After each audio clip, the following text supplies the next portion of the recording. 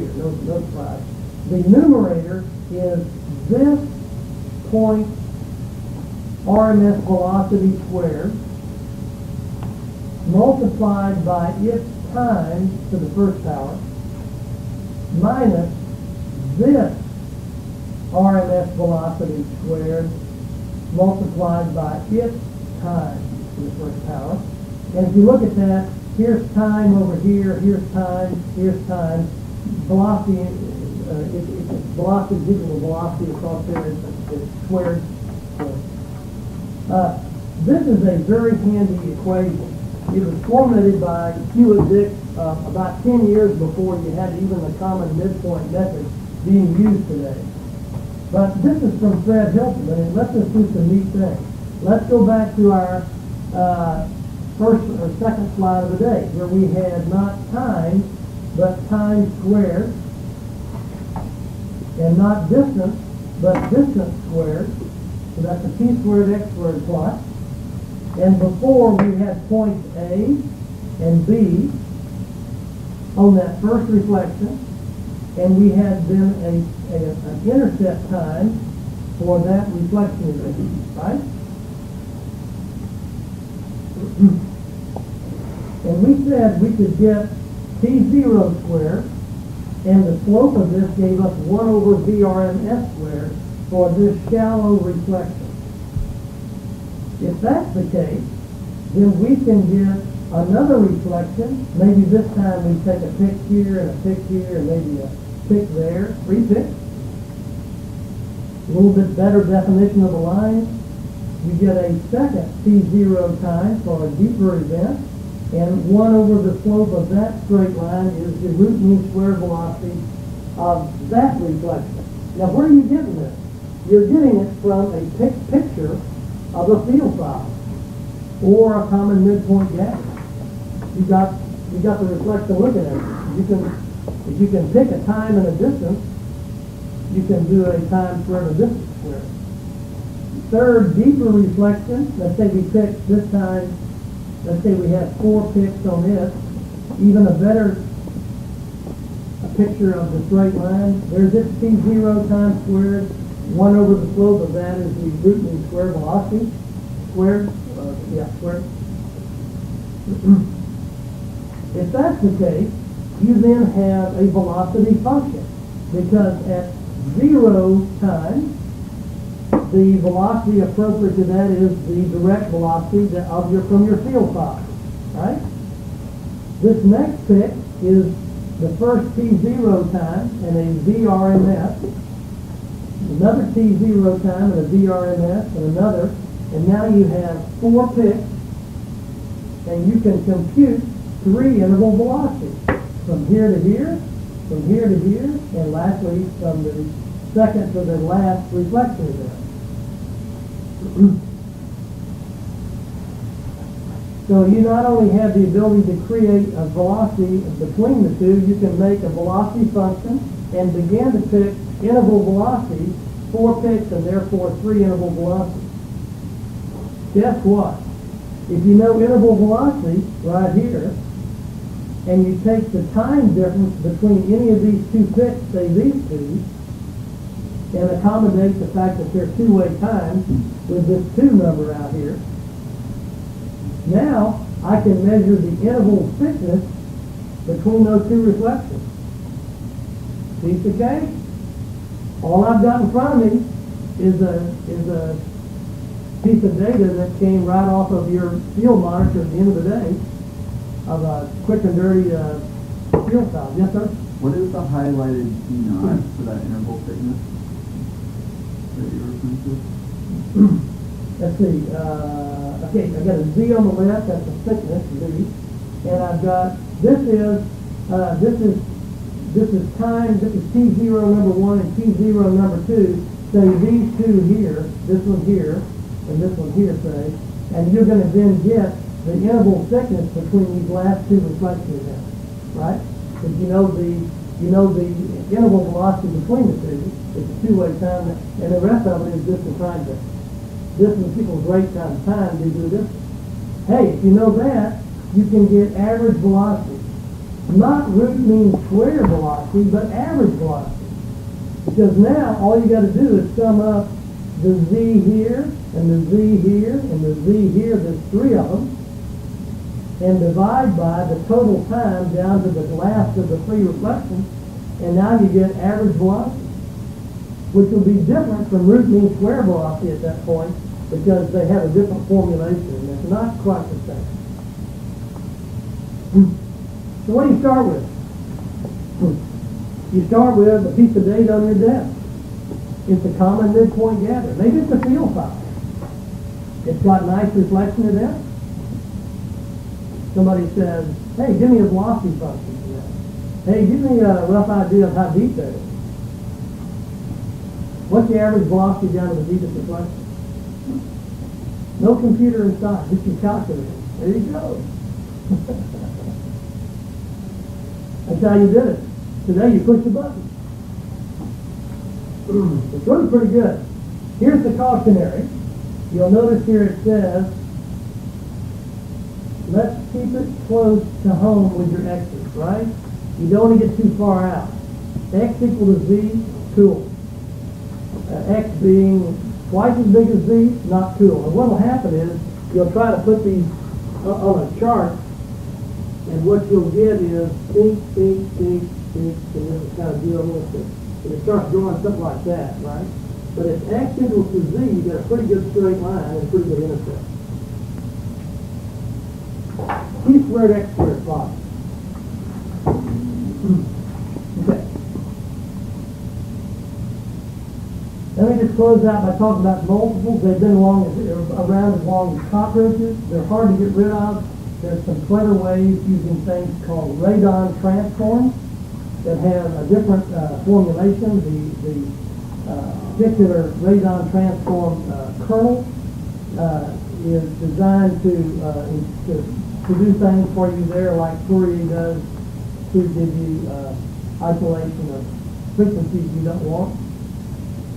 And then there's other techniques, but multiples can be very problematic. For one thing is, when you look at the final section, you're not sure if that's a real event that you just didn't know about, maybe a converted wave, maybe a structure you didn't think you had, or is it some sort of interbed multiple? You don't know. It's hard to tell. So a lot of times with multiples, it's very difficult to formulate what it should look like. Now, in a situation like landmark, back to landmark here. In this case, you had on this velocity spectrum, what you're going to have is a constant repetition showing up nice and big, because that is that energy trapped between the free surface and that hard bottom that covered up the reef.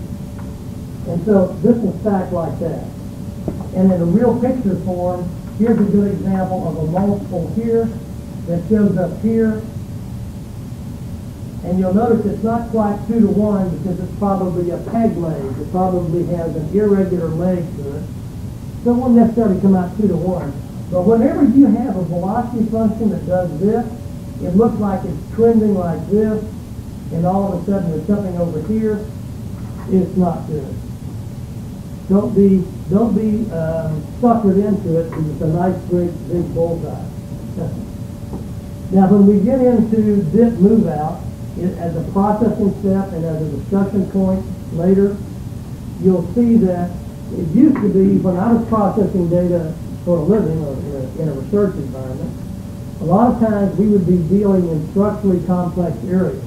And a lot of times we'd be in the foothills, say Alberta, and you would have flat layers and you would have the Cuesta initial structures in the same piece of world. And so what happened is, you could either image the flat event or the steep dip event, but not both at the same time, because they would show up ugly on a section. And then along came the magic of dip move out, and we'll talk about that later as a processing step. Today that's been incorporated in preset depth migration, sort of replaced dip move out. But I think dip move out is still important to look at as, and I think you're going to do it in lab. I don't know whether she's going to do it or not. But I'll wait and see.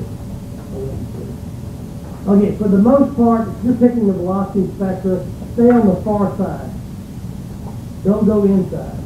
The only exception I would make to that is if you're in structurally complex areas that have flat and steep, sometimes the far side can be a problem all by itself.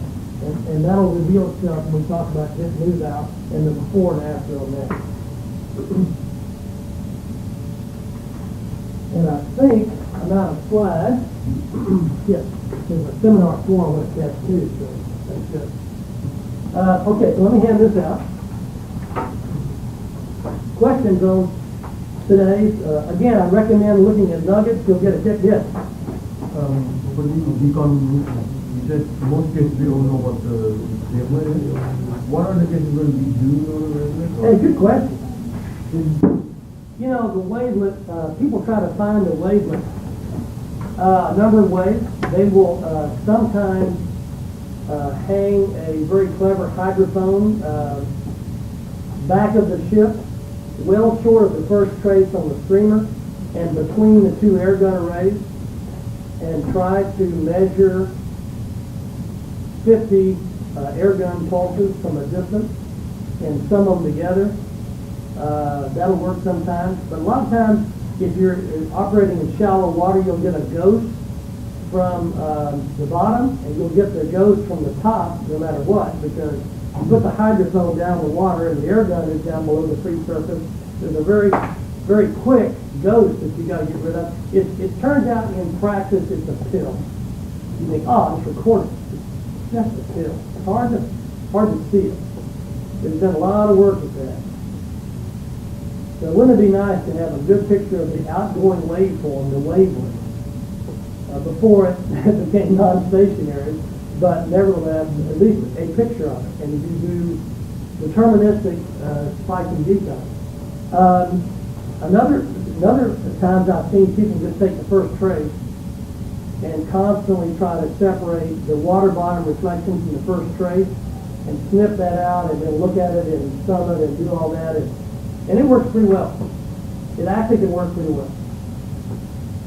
And people who want to make a living at this will compare statistical decon with trying to make an estimate of the first trace and look at the two together. You say, yeah, I did well, I didn't do so well. You know, it's not easy. Otherwise, it's kind of like fiber size. Fiber size, you have a pilot sweep mathematically defined that you push into the ground. So you say, I'm going to correlate. What do you correlate with?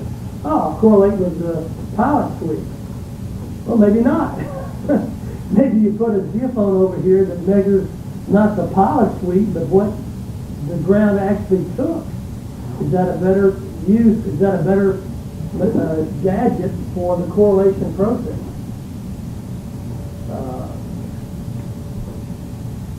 It gets complicated in a hurry.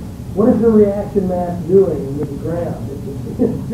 You know, for me to talk about it in 10,000 feet and get down to the nitty-gritty is two different things. But the neat thing is, if you're really interested in that, if you Google variations on fiber size correlation wavelengths, you'll get a dozen papers to look at that will show you the history of that in the literature, and you'll see names like Gary Cruz, who he's forgotten more about fiber size than I ever knew. I worked for the company that invented the term. Cruz has spent his life learning about fiber size and how to do it better. He works for spatial energy these days. So he's an expert now. So if you just Google Gary Cruz fiber size, you'll get the best papers to read. So it's a very big business, very complicated business. So pretty much it means everything I say is a white lie. I'll make generalizations knowing full well that in the specific, well, it's not quite right. It's like saying, here's the equation used for normal move out. Well, it'll get you halfway there. Okay. Do you have any questions about the exam? It's due in a week. Would you like one, sir? Okay.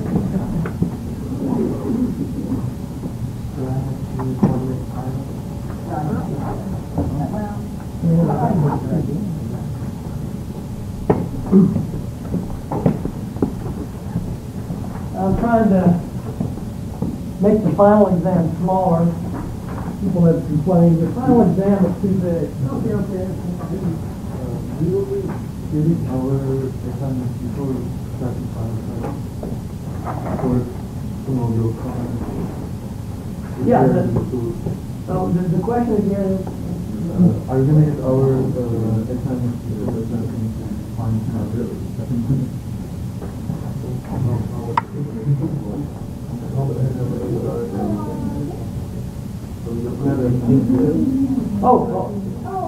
I'll check with her, I don't really want to do that. I'll leave Dulce kind of in charge of that. No,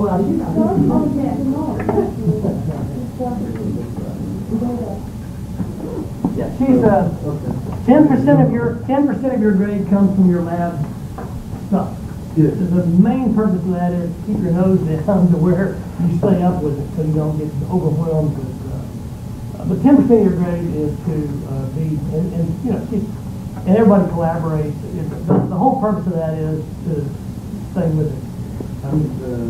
If we can get our assignments before starting the project, final project, we would know if we are doing well or not. Whether she has graded them or not, yes. See Dulce. I'll leave her independent of that and let her, I give her free rein because I grade her too. I mean, there's such things as best TA in the department, and my people have won it 3 times. So you're not. In the 12 years I've taught this, I've had 3 people that walk away with some money at graduation in my best TA. I let her either hang herself or do really well. But if I ran close on her, then it would be my work, not her work. Does that make sense? She's good. She's cool. I like her. She's fearless. Charged with business. Other questions? So give me an email if you have any questions about this. Keep the find it pretty straight up, and see you later.